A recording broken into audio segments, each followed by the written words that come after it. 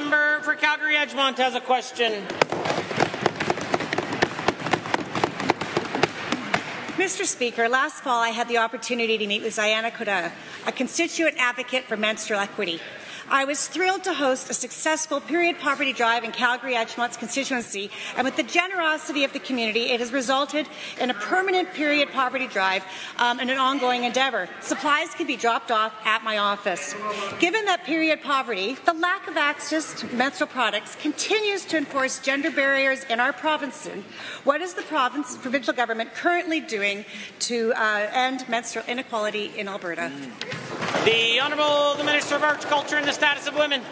Mr. Speaker, our government values the health care of all Albertans, including women. Period poverty and menstrual products is something that the member asked me about in estimates, of which I addressed, and it's something that as a government we will continue to look into and consider.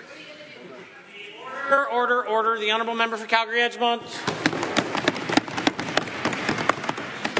Given that this government did not continue with the United Way Period Promise campaign in 2021 to provide free menstrual products to schools, and given that schools need barrier-free access to pads and tampons, with statistics indicating that 62% of students have left or missed school because period products weren't available to them, given that the Alberta is amidst of the worst affordability crisis in memory, and access to period products should not be considered a luxury item. Minister, why not prevent access to menstrual products to all provincial buildings and schools? Yes. Honourable the Minister of Arts, Culture and the Status of Women. Thank you, Mr. Speaker. As I said before, and I'll say again, our government values the health and well-being of all Albertans, including women. And when it comes to menstrual products available in schools, again, these are conversations that I'm open to. The member opposite knows that I spoke about this in estimates, and it's something that we will look at.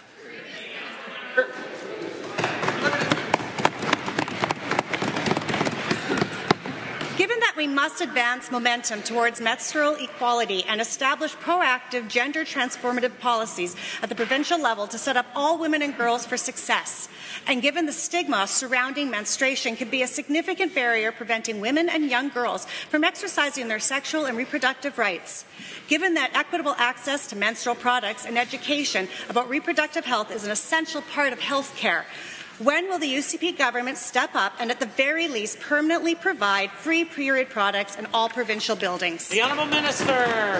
Thank you, Mr. Speaker. Once again, I'll repeat as what I've previously said. This government believes in Albertans and believes in supporting the health and well-being of all Albertans, and this is something that we will consider and look at as we do all products and services.